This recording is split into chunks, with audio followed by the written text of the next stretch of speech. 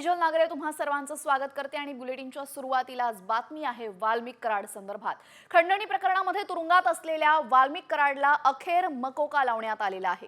मकोका लावल्यानंतर आता वाल्मिक कराडचा ताबा एसआयटी कडे देण्यात आलाय। सरपंच हत्या प्रकरणी एसआयटीने कराडला ताब्यात घेतलेले आणि त्यामुळे आता कराडचा जेलमधला मुक्काम पुन्हा वाढणार आहे।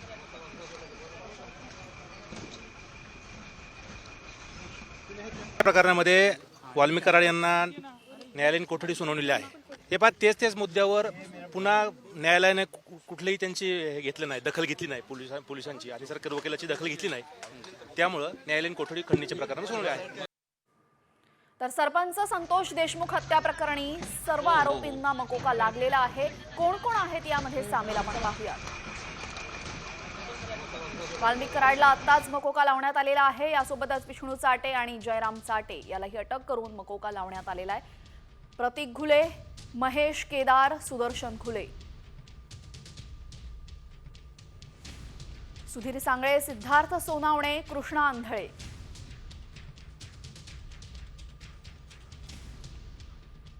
तर आता खंडणी प्रकरणामध्ये अटक करण्यात आलेल्या वाल्मिक कराडवर मकोका लावल्यानंतर त्याच्या समर्थकांनी परळी बंदची हाक दिली आणि परळी शहरामध्ये सध्या कडकडीत बंद असून कराडच्या समर्थकांनी रस्त्यावर टायर पेटवून या गोष्टीचा निषेध केलेला आहे। वाल्मिक कराडवर पवनचक्की कंपनीकडनं 2 कोटींची खंडणी मागितल्याचा आरोप आहे आणि आज मकर संक्रांत असल्याने बाजारपेठ गर्दीने सजली होती। मात्र वाल्मिक कराडला मकोका लावल्यानंतर परळी बंदची हाक त्याच्या समर्थकांनी दिली। यामध्ये आता मुख्य बाजारपेठा, मोंढा, टावर, बाजार समिती रोड, बस स्टँड हे सगळं बंद आहे।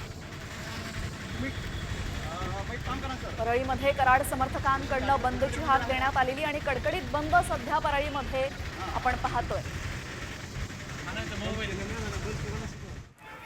तर कराडवर मकोका लावल्यानंतर परळी बंदची हाक देण्यात आली। समर्थकांनी आक्रमक पवित्रा घेतलेला आहे। काही समर्थक टॉवरवर चढले होते, काही समर्थकांनी टायरची जाळपोळ केली, तर काही समर्थक कमानीवर चढले आणि कराडला मकोका लावला। या गोष्टीचा त्यांनी निषेध व्यक्त केलेला आहे।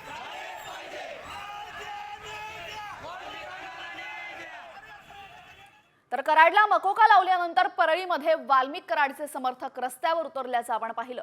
कराडच्या समर्थनार्थ ठिय्या आंदोलन करण्यात आलं, तर परळी शहरातील मुख्य चौकामध्ये असलेल्या कमानीवर काही तरुण चढले। वाल्मिक कराडला खोट्या गुन्ह्यामध्ये गोवण्यात आलेला आहे असा आरोप या आंदोलनकर्त्यांकडून करण्यात आला। एका बाजूला आपण बघतोय परळीमध्ये कराड समर्थक आणि काही महिला आक्रमक झालेल्या आहेत। सुरेश धस यांच्या फोटोला जोडे मारो आंदोलन ते करतायत, तर दुसऱ्या बाजूला काही कराड समर्थक हे थेट कमानीवर चढले आणि कराडवर मकोका लावण्यात आलेला आहे त्याचा त्यांनी निषेध व्यक्त केलेला आहे।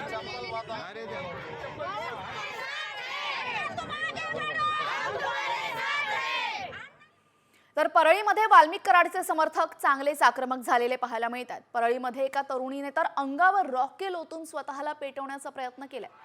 कराडला खोट्या गुन्ह्यामध्ये अडकवण्याचा आरोप यावेळेस त्यांच्याकडनं करण्यात आला असून परळीतील आंदोलनादरम्यान या तरुणीने स्वतःला पेटवून घेण्याचा प्रयत्न केलेला आहे।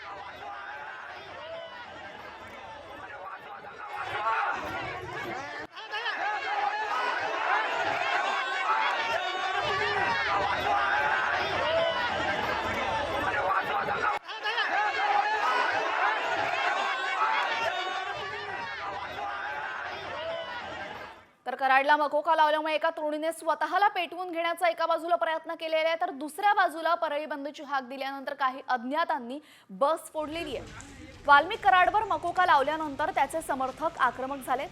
परळीत बंद पाळण्यात येतोय आणि या बंद दरम्यान अज्ञातांनी बस फोडलेली आहे। दरम्यान या घटनेनंतर परळीतील सर्व बसेस डेपोमध्ये पुन्हा आणण्यात आला आणि त्यामुळे आता परळीमध्ये बस सेवा सुद्धा ठप्प झाल्याचं चित्र पाहायला मिळतंय।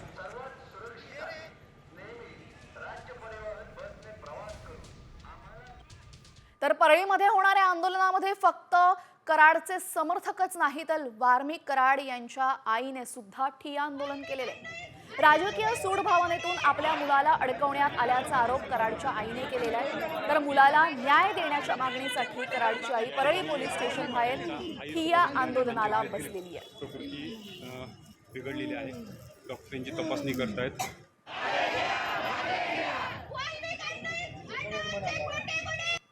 सांगा, आज जी सकाळपासून तुम्ही पोलीस स्टेशनच्या दारात बसलाय, काय मागणी हो? माझा लेख सुटला पाहिजे. खोटे गुन्हे मागे घेतले पाहिजे. खोटा आरोप माझ्या लेखावर व्हायलाय, तेवढा माग द्यावा. माझा लेख कशाच गुन्ह्यात नाही, कशात नाही. माझा लेख गुन्ह्यात असेल एवढ्या माया बहिणी आल्या असत्या का? गेल्या माया बहिणी मी एकली माय. त्या बाया कोण आहेत माझ्या अन्नाच्या? त्या मावल्या कोण आहेत माझ्या अन्नाच्या? मी माय म्हणून बसले, त्या मावल्या काय म्हणून बसल्या? तर वाल्मिक कराडचे समर्थक आणि वाल्मिक कराड याची आई सुद्धा आता आंदोलनाला बसलेली आपण पाहिलेली आहे. तर संतोष देशमुख प्रकरणाशी वाल्मिक कराडचा काहीही संबंध नाहीये आणि आज जे आरोप होत आहेत, आज जे आरोप करतायत, तीच लोक आमच्या घरी येत होती असा आरोप वाल्मिक कराडची पत्नी मंजिली कराड हिनं केलेला आहे. माझ्या नवऱ्यासोबत राजकारण करून त्यांना काय भेटणार आहे? आणि जे आरोप करत होते ते माणसं सारखे माझ्या घरी खेट्या घालत होते ना, ते सुद्धा येत होते ना. त्यांना निवडून यायला, त्यांना मोठा व्हायला अन्न पाहिजे होता. आणि आता तुम्हाला राजकारण करायला अन्न नको झालाय. आता अन्नाला पायाखाली घालून तुम्हाला वर चढायचंय का? कसे शक्य ते? तर जातीयवादामधून वाल्मिक कराडवर आरोप केले जात आहेत असा आरोप यावेळेस करण्यात आलेला आहे कुटुंबियांकडनं. तर दुसऱ्या बाजूला आता वाल्मिक कराडला 14 दिवसांची न्यायालयीन कोठडी देण्यात आलेली आहे.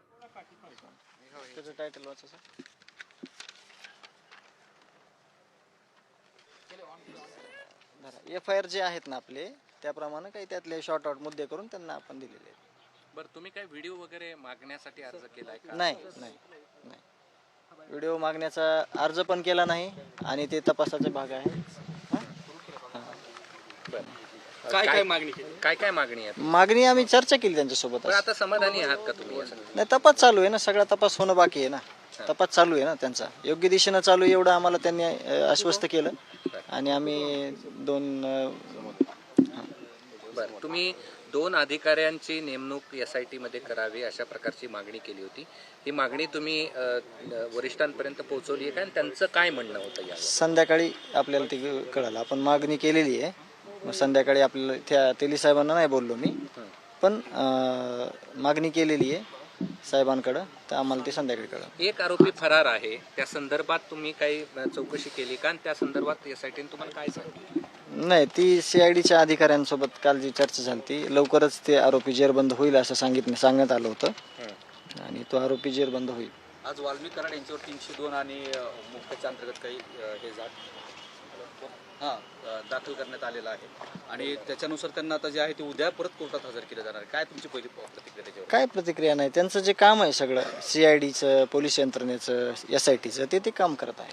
आपली मागणी पण होती गेल्या अनेक दिवसापासून, मोक्काची मागणी होती, SIT जे आपली याची मागणी होती 302ची. त्या मागणीला कुठेतरी यश येताना दिसते की मागणी यासाठी आंदोलनही केलं होतं. आमची पहिल्या दिवसापासून ते आत्तापर्यंत आणि एकच मागणी कायम राहील की जे या हत्येमागचे कोणी सगळे असतील, ज्यांनी हे कटकारस्थान केलं, जे संघटित गुन्हेगारीला पुष्टी दिली, त्या लोकांना सगळ्याला फाशीची शिक्षा झाली पाहिजे. ही आमची मागणी पहिल्या दिवसापासून आहे आणि आज पण आहे. तुम्ही काल या मुद्द्याला घेऊन आंदोलन केलं होतं. आता तुमची आताची भूमिका काय? पोलिसांनी दाखल केलेली आहे, उद्या त्यांना कोर्टात हजर करणार. आता तुमची भूमिका, तुम्ही त्याच्यावर समाधानी आहात का सगळ्यात? नाही, बघू ना उद्या, म्हणजे जे काही तपास चाललाय ते तर आपण सगळे बघतोच. ज्या त्यावेळेस आपली भूमिका आपण घेतोय, आपली न्यायाची भूमिका आहे. न्याय व्यतिरिक्त आपण दुसरं कोणाचं काही मागितलं पण नाही. आपल्याला न्याय पाहिजे. सध्या तपासावरती समाधानी आहात का? तपास योग्य दिशेनं चालू आहे. तपास एकदम निपक्षपातीपणे चालू आहे असं आम्हाला जे SITचे प्रमुख आहेत तेली साहेब यांनी आम्हाला सांगितलं. समर्थनात आंदोलन पण केले जातात त्यांच्या, त्यावर मी काय बोलणार नाही. मग माझा न्यायाचा मुद्दा आहे, बाकी ते प्रशासन आहे. आता बोलणं काय झालं? चर्चा तेच झाली की तपास योग्य दिशेनं करण्याची आम्ही विनंती केली किंवा योग्य तपास झाला पाहिजे. एक खूप चुकीच्या पद्धतीनं हत्या करण्यात आलेली आहे, त्याचं वर्णन देखील मी अजून केलं नाही. माझी हिंमत नाही होत. लोकांना केलं, लोकप्रतिनिधी बोलले, पण मला खूप त्रास झालेला आहे आणि मला आत्ता देखील मला त्या गोष्टीवर बोलायचं म्हणलं तर माझे डेअरिंग होत नाही किंवा मला खूप वेदना होतात.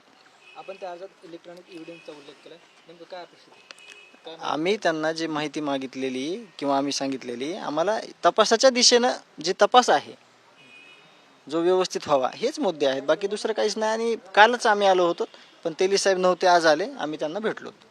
आज रात्री सुद्धा भेटल्यानंतर जो तपास सुरू आहे त्याची माहिती तुम्हाला दिली, ती माहिती समाधानकारक आहे असं वाटतंय, कारण योग्य दिशेने तपास सुरू आहे असं वाटतंय तुम्हाला? नेमकं का तुमचे जे डाऊट होते सुरुवातीला की तपासासंदर्भात आम्हाला माहिती दिली जाते, तर आता तुम्ही सगळ्यांशी भेटला, प्रमुखांशी भेटला, तर ते योग्य दिशेने चाललं असं वाटतं? त्याला जोडून तुम्ही जे काल परवा प्रश्न उपस्थित करून आंदोलन केले होते त्याच्यावर तुमचं तेली साहेबांना भेटून समाधान झालंय का, आणि त्याच्या समाधानावर तुमच्या त्यांनी दिलेल्या उत्तरावरती तुम्ही समाधानी आहात? नाही, त्यांनी विश्वस्त केलंय आम्हाला की तपास योग्य दिशेने होणार आहे. त्याच्या संदर्भात तुम्ही समाधानी राहा, आम्ही योग्य दिशेने तपास करत आहोत. तुमचे जे डाऊट होते, तुमचे जे प्रश्न होते, ते सगळ्याचं उत्तर मिळालं का तुम्हाला? आमचे डाऊट जे होते की समजा आम्हाला काय माहिती पाहिजे होती की तपास कुठपर्यंत आलाय, तर आपण सगळे बघतोय, तपास चालू आहे, त्या संदर्भात आमची चर्चा झाली. चालतं, ओके. भेटीनंतर धनंजय देशमुख हे लाईव्ह होते आणि तपास योग्य दिशेने सुरू राहावा अशी मागणी धनंजय देशमुखांनी एसआयटी प्रमुखांकडे केलेली आहे. दरम्यान हत्येचा कट ज्यांनी रचलेला आहे त्यांना फाशीची शिक्षा देण्यात यावी अशी मागणी त्यांच्याकडनं करण्यात आलेली आहे. तर एसआयटी प्रमुखांची भेट झाल्यानंतर धनंजय देशमुख काय बोलले हे आपण पाहिलेलं आहे. तर आता दुसऱ्या बाजूला वाल्मिक कराड याला 14 दिवसांची न्यायालयीन कोठडी सुनावण्यात आलेली आहे. केज कोर्टानं पोलीस कोठडीची मागणी फेटाळली, मात्र आता वाल्मिक कराडची रवानगी न्यायालयीन कोठडीत झालेली आहे. कराडच्या वकिलांचा जामिनासाठी अर्ज आहे, मात्र त्यावर अजून कोणताही निर्णय समोर आलेला नाहीये. वाल्मिक कराडला आता केज कोर्टामध्ये सुनावणी पार पडली आज आणि त्यानंतर कराडच्या वकिलांनी जामिनासाठी अर्ज दिला, मात्र आता त्याची रवानगी ही न्यायालयीन कोठडीत करण्यात आलेली आहे. कोर्टापुढे युक्तिवाद झाला. त्याने 10 दिवसाचा पोलीस रिमांड मागितली होती, पोलीस कस्टडी. त्याच्यामध्ये 10 मुद्दे त्याने घेतले. ही घटना घडली त्या दिवसापासून राज्याच्या मुख्यमंत्री, दोन्ही उपमुख्यमंत्री आम्ही सगळ्यांनीच ठरवलेलं होतं कुणालाही त्या हायगाई करायची नाही. जे दोषी असतील, जे कोणी त्याच्याशी संबंधित असतील, कुणीही असलं तरी त्यांच्यावर कारवाई करायची. आणि त्या दिवसापासून ह्या गोष्टीला सुरुवात झालेली आहे. एक आहे की महिना होऊन गेला, त्यांचं कुटुंब देखील, त्यांची पत्नी असेल, त्यांची मुलगी असेल, त्यांचा भाऊ असेल, ते पण थोडे चिंतेत आहे की बाबा पुढं काही होतंय का नाही, होतंय की नाही. वास्तविक यंत्रणा, पोलीस यंत्रणा पोलिसांचं काम करते, CID मार्फत करते, SIT मार्फत करते. अशा या सगळ्या गोष्टी तिथं चालू आहेत. न्यायाधीशांच्या मार्फत देखील त्याची चौकशीच्या बद्दलचे स्वतः मुख्यमंत्र्यांनी शब्द दिलेत. आम्ही सगळ्यांनी तिथं अशी भूमिका घेतली, जे कोणी दोषी असतील त्यांना अजिबात त्याच्यामध्ये थारा द्यायचा नाही, कारण ही निगृण हत्या ही शिवशाहू फुले आंबेडकरांच्या महाराष्ट्रामध्ये कुणीच खपून घेणार नाही. आणि त्याच्यामुळं कुणीही दोषी असेल तर त्यांचे धागेदोरे चौकशीमध्ये मिळाले तर त्यांच्यावर ॲक्शन घेतली जाणार आहे. हे स्वतः एकनाथराव शिंदेंनी पण काल का परवा साताऱ्यामध्ये सांगितलं. ज्यावेळेस पत्रकार मित्र तुम्ही आम्हाला वेगवेगळ्या ठिकाणी प्रश्न विचारता तेव्हा मी पण सांगितलं आहे आणि राज्याच्या प्रमुखांनी पण सांगितलेलं आहे. खरोखरीच ही घटना अतिशय निगृण आणि माणुसकीला काळीमा फासणारी अशा प्रकारची आहे. ह्यामध्ये कुणी सत्ताधारी पक्षाचा असो, विरोधी पक्षाचा असो, कुणी त्रयस्थ असो, ज्याचा राजकारणाशी संबंध असेल नसेल तो असो, त्याला कुठलाही थारा दिला जाणार नाही. बीड जिल्ह्यामध्ये कायदा आणि सुव्यवस्थेचा प्रश्न निर्माण झाला आहे. परळी बंद वाल्मिक कराडांसाठी होती. परळीमध्ये सर्वजण म्हणजे रॉकेल ओतून अंगावर घेण्यापर्यंत प्रकार घडले. पालकमंत्रीपदासंदर्भात तिथं अतिशय चांगले SP पाठवलेले आहेत. पत्रकार मित्रांनो, तुम्ही पण चौकशी करा की यावेळेसचा पाठवलेला SP कडक आहेत की नाही. त्यांना पूर्णपणे कुठलाही राजकीय हस्तक्षेप होऊ न देता तुम्ही कायदा सुव्यवस्था ही नीटपणे राखायची अशा पूर्ण सूचना त्यांना दिलेल्या आहेत, पूर्ण अधिकार दिलेला आहे. पालकमंत्री पदाची जबाबदारी घेणार का बीडची? ज्या राज्यामध्ये पालकमंत्रीपदं, मंत्रीपदं, डिपार्टमेंट वाटप हा सगळा अधिकार जो राज्याचा मुख्यमंत्री असतो त्यांचा असतो. पाठीमागच्या काळामध्ये एकनाथराव शिंदेंच्याकडे तो अधिकार होता, कारण ते राज्याचे प्रमुख होते. आता सर्वांनी आम्ही देवेंद्र फडणवीस साहेबांना मुख्यमंत्री केलेलं आहे, त्याच्यावर त्यांचा अधिकार आहे. त्यांनी थोडंसं एक गोष्ट खरी आहे, निवडणुका झाल्यानंतर, निकाल लागल्यानंतर मंत्रिमंडळ असे होतं, आता यायला काही वेळ लागला. त्याच्यानंतर खातेवाटप व्हायला वेळ लागला आणि आता तुमच्या ह्याचा पालकमंत्रीपदाचा, परंतु आज काहीतरी पानिपतला गेलेले आहेत मुख्यमंत्री. उद्या आपल्याकडं प्राईम मिनिस्टर येत आहेत. दुपारपासून उशिरापर्यंत त्यांचे कार्यक्रम आहेत. उद्या सगळ्या आमदारांना आम्हाला ते भेटणार आहेत. त्यांनी वेळ पण दिलेला आहे आणि त्याच्यामुळे मुख्यमंत्री पण दिवसभर त्यांचं वेलकम केल्यापासून त्यांना सी ऑफ करेपर्यंत त्या कार्यक्रमामध्ये राहतील दिवसभर. पण आणि दाओसला पण मला वाटतं 19 तारखेला त्यांना जायचं आहे. 19 तारखेला ते दाओसला जाणार आहेत. त्याच्या आधी निश्चितपणे मुख्यमंत्री पालकमंत्री पदाच्या जबाबदाऱ्या वेगवेगळ्या मंत्र्यांना देतील.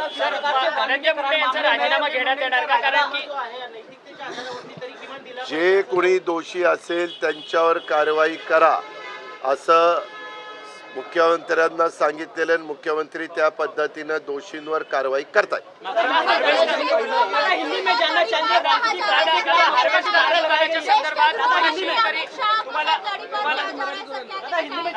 शेतकरी भेटलेले होते हार्वेस्टर अनुदानामध्ये घोटाळा झाल्याच्या संदर्भात तत्कालीन कृषी मंत्री धनंजय मुंडे यांच्या जवळचे वाल्मिक कराडांनी पैसे घेतलेत शेतकऱ्यांकडून. त्या संदर्भात हे आरोप केले गेलेले आहेत. त्याची चौकशी करण्यात यावी. जे दोषी असेल त्यांच्यावर कारवाई करू. मी आत्ता म्हणलं की तू माझ्याकडनं ₹1,00,000 घेतले पण शेतकऱ्यांनी तसे मग मी तेच म्हणतो ना, मी पण शेतकरी आहे बाबा. मी शेतकरी म्हणूनच म्हणतोय की तू माझ्याकडनं ₹1,00,000 घेतले. मी त्याच्याबद्दल एवढंच तुम्हाला सांगतो. मी काय करतो, तुम्हाला वेळ देतो त्यावेळेस तुम्ही तिसऱ्यातच शिरता. मी इतकं स्पष्ट सांगतो, सगळ्या महाराष्ट्राला माझी मतं माहिती आहेत. मी कधी माझ्या राजकीय जीवनाला सुरुवात केल्यापासून जातीचा, पातीचा, नात्याचा, गोत्याचा विचार केलेला नाही आहे. महाराष्ट्र चांगला राहिला पाहिजे, कायदा सुव्यवस्था उत्तम राहिली पाहिजे, प्रत्येकाने आपापली जबाबदारी नीटपणे पार पाडली पाहिजे. आपल्या आजूबाजूला कोण आहेत, कसे वागतात, कसे बोलतात, लोकांशी कसे संबंध ठेवतात, त्याचं पण भान आमच्यासहित सगळ्यांनी त्या ठिकाणी ठेवलं पाहिजे. आणि चुकीची माणसं असतील तर त्यांना बाजूला केलं पाहिजे. या संदर्भामध्ये आता ज्या काही इन्क्वायऱ्या चालल्यात किंवा आपण जे म्हणताय, कुठल्याही गोष्टीमध्ये कुठल्याही डिपार्टमेंटमध्ये जर कुणाला काही लाच द्यावी लागली असेल आणि त्याचे पुरावे असतील तर ते आम्हाला द्या. आम्ही त्याची चौकशी करू आणि दोषींना या ठिकाणी शासन करू. त्याच्यामध्ये कुणालाही पाठीशी घातलं जाणार नाही.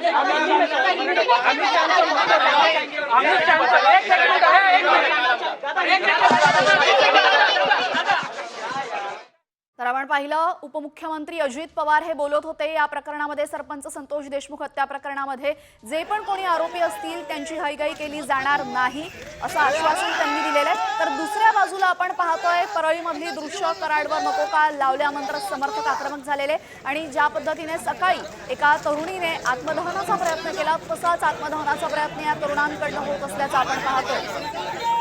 आजच कराडवर मकोका लावण्यात आलेला आहे आणि त्यानंतर कराड समर्थक अत्यंत आक्रमक झाल्याची दृश्य आपण साम टीव्हीवर पाहतोय. तर एका बाजूला वाल्मिक कराडवर मकोका लावलेला आहे, त्यामुळे परळी बंदची हाक देण्यात आलेली आहे. कराडचे समर्थक आक्रमक झालेले. तर दुसऱ्या बाजूला जर वाल्मिक कराडला आधीच मकोका लावला असता तर आज संतोष देशमुख आपल्यात असते, अशी प्रतिक्रिया सामाजिक कार्यकर्त्या अंजली दमानिया यांनी दिलेली आहे. हे जे सगळं चाललंय ना, बघवत नाहीये.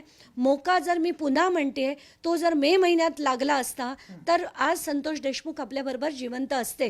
कारण खंडणी मागणं, धमकी देणं, जीवे मारण्याची धमकी देणं हे काही डिसेंबर महिन्यात झालं नव्हतं, ते मे महिन्यापासून चालू होतं. 7 महिने याच्यावर काहीही कारवाई केली गेली नाही. तर जर आधीच कराडवर मकोका लावला असता तर संतोष देशमुख आज आपल्यात असते, असं दमानिया म्हणालेले आहेत. तर कराडवर मकोका लावल्यानंतर आता सुरेश धस यांचीही प्रतिक्रिया समोर येते. सरपंच हत्येप्रकरणी कुणाचीही सुटका नाही, SIT काम करून दाखवते, असं धस म्हणालेले आहेत. याच्यामध्ये ह्याने मागणी केली, त्याने मागणी केली किंवा काही याचा विषयच नाही. तोवर आमची SIT म्हणजे राज्य सरकारची जी नेमलेली आहे त्या SITनं या ठिकाणी त्यांचं काम दाखवलं आहे आणि त्याच्यामध्ये मला वाटतं कोणत्या गुन्ह्यात त्यांना घेतलं आहे, काय घेतलं आहे हे मला माहिती नाही.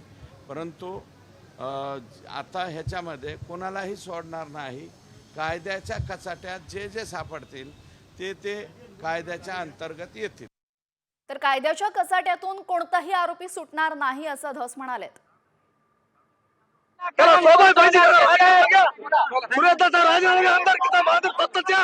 त्याच्यापाशी काय होतं मुंडे घालणे वडे आणले करा आणि आमच्या अण्णांनी न्याय मागून आम्ही महाराष्ट्रात त्याचा सगळी आर्थिकता चालली आहे. बघा तुम्ही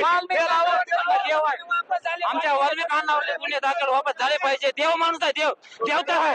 हे सुरेश पुन्हा वापस गेलाय. बजरंगी संदीप क्षीरसागर अरे जातीवत राजकारण करून वाल्मिकांना फसवतात आहेत. जे अण्णावरचे खोटे गुन्हे दाखल करायले तोपर्यंत खोटे गुन्हे जोपर्यंत वापस होत नाही तोपर्यंत इथून कोणीच उठणार नाही. न्याय द्या, न्याय द्या.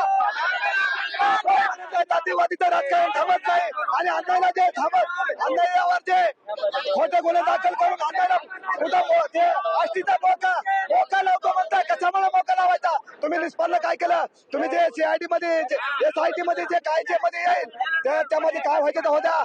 पण काही नसताना काही पुरावे सापडले नसताना जे अण्णांना तुम्ही आमचे जे देव आहे जे आमचं दैवत आहे जे गोरगरिबांच्या 24 तासाला मदतीला धावून येतोय ते अण्णावर जर खोटे गुन्हे दाखल करीत असताल तर आम्ही सहन करणार नाही. अण्णांसाठी मरायला तयार आहेत. अण्णांसाठी जे माणूस गेल्या एक महिन्यापासून वर आमच्या देवळामध्ये नाही. आमचा एक माणूस देव आमच्या देवळामध्ये नाही. गेल्या महिन्यापासून आमच्या गोरगरीब जनतेचे मायबापा जनतेचे प्रश्न जे सोडवतोय त्यात आमच्या कोणी नाही. आज आमच्या देवाला तुम्ही कशामुळे आमच्या देवाला कशामुळे करत लावलाय? काय अन्याय केलाय तुम्ही सांगा. सुरेश असलं काय केलंय? सुरेशची चौकशी केली का तुम्ही? सुरेशची चौकशी लावली का? नाही लावली. जे सुरेशदास बोलल, जे दरंगे पाटील बोलल, जे संदीप क्षीरसागर बोलल, जे चंदन चोरचे बजरंग बाप्पा बोलल त्यांचं तुम्ही ऐकत आहात.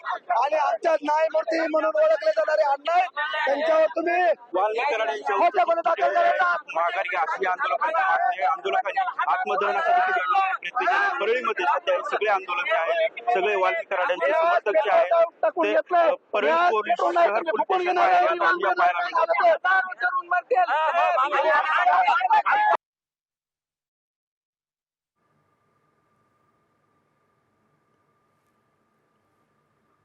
तर आपण बघतोय कराडवर मकोका लावल्यामुळे समर्थकांनी आक्रमक पवित्रा घेतलेला आहे. वाल्मिक कराडवर सर्व प्रकारचे खोटे आरोप करण्यात आलेले आहेत आणि राजकारणामुळे आणि जातीयवादामुळे हे आरोप करण्यात आल्याचा आरोप यावेळेस त्यांच्या समर्थकांकडून होतोय.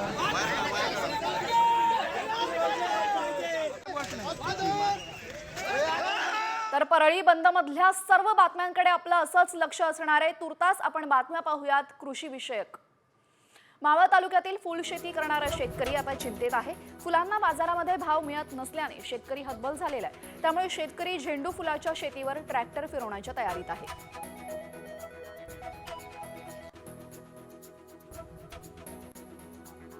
वाशिममधील रिठड येथे 3.5 एकरमध्ये तुरीची कापणी करून ठेवलेल्या गंजीला अज्ञात व्यक्तीने आग लावली. यामध्ये शेतकऱ्याचं मोठं नुकसान झालंय. दरम्यान शासनाने पंचनामा करून नुकसान भरपाई द्यावी अशी मागणी शेतकऱ्याकडून करण्यात आलेली आहे. वर्धा जिल्ह्यातील बहुतांश शेतकऱ्यांनी तूर पीक काढायला सुरुवात केलेली आहे. तूर काढणीसाठी शेतामध्ये मोठ्या प्रमाणात मजूर वर्ग दाखल झालेला आहे. यावर्षी तुरीला चांगला भाव मिळेल अशी आशा शेतकऱ्यांना आहे.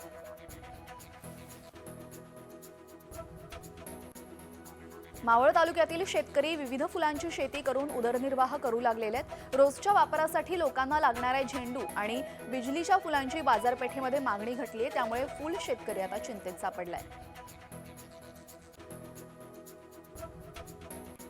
सततच्या ढगाळ हवामान आणि दाट धुक्यामुळे कांदा पीक संकटात सापडलंय. जिल्ह्याच्या कांदा उत्पादक शेतकऱ्यांनी खबरदारीचा उपाय म्हणून कांदा पिकावर फवारणी सुरू केली आहे. आता महागड्या कीटकनाशक फवारणीमुळे उत्पादन खर्चामध्ये मोठी वाढ झाल्याने शेतकरी अडचणीत सापडलेत.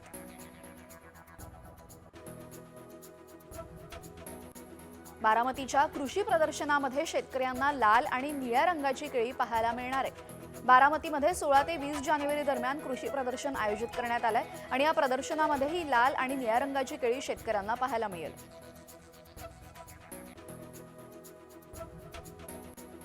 कांदा उत्पादक शेतकरी आता टरबूज पिकाकडे वळलेत. यंदा बहुतांश शेतकऱ्यांनी टरबूज पिकाची लागवड करण्यास सुरुवात केली आहे. जवळपास 200 हेक्टरवर टरबूज लागवड होईल असा अंदाज कृषी विभागानं व्यक्त केलेला आहे.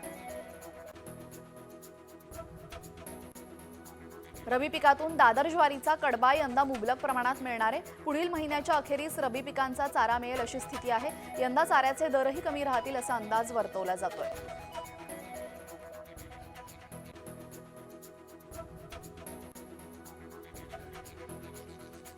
सांगली जिल्ह्यातील ऊसाच्या क्षेत्रामध्ये 20% घट झाली आहे. त्यामुळे गळीत हंगाम मार्चपर्यंत चालवणं कठीण झाल्याचं साखर कारखानदारांच्या प्रशासनाकडून सांगण्यात आलेलं आहे. जिल्ह्यामध्ये 15 कारखान्यांनी 41 लाख टन ऊसाचं गाळप केलेलं आहे. सोयाबीन खरेदीला 31 जानेवारीपर्यंत मुदतवाढ दिलेली आहे. राज्यामध्ये 5,39,000 शेतकरी सोयाबीन खरेदीची वाट पाहत आहेत. बारदाणा पुढील 2 दिवसांमध्ये उपलब्ध होईल अशी माहिती पणन विभागाकडून देण्यात आलेली आहे.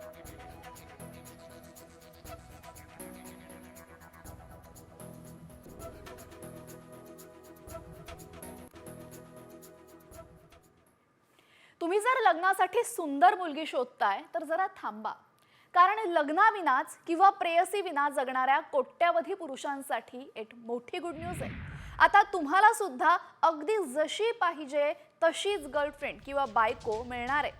विशेष म्हणजे ती कधी म्हातारी होणार नाहीये. ती कशी आणि कुठे मिळणार आहे पाहूया त्यावरचा हा स्पेशल रिपोर्ट. कधीही म्हातारी न होणारी बायको पाहिजे.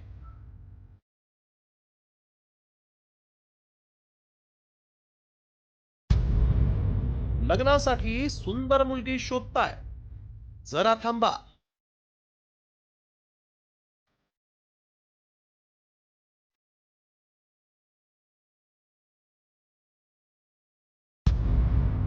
एकांतात राहणाऱ्यांसाठी मोठी गुड न्यूज.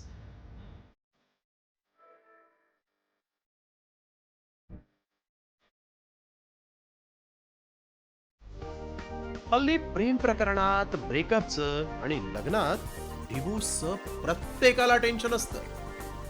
मात्र आता तुमचं हेच टेन्शन दूर होणार आहे.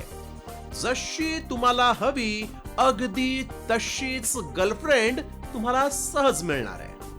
या गर्लफ्रेंडला इम्प्रेस करण्यासाठी तुम्हाला अजिबात खर्च करावा लागणार नाही. या गर्लफ्रेंडला महागडी गिफ्टही तुम्हाला द्यायची नाहीयेत. या गर्लफ्रेंड कडून तुम्हाला कधीच ब्रेकअपचं टेन्शनही नसणार आहे. जशी तुम्ही स्वप्नात पाहिली अगदी तशीच सुंदरी तुम्हाला मिळणार आहे. आणि या तुमच्या स्वप्न सुंदरीचं नाव आहे आर्या. ही आर्या नेमकी कशी आहे पाहूया. आर्या AI टूल्सचा वापर करून बनवण्यात आली आहे.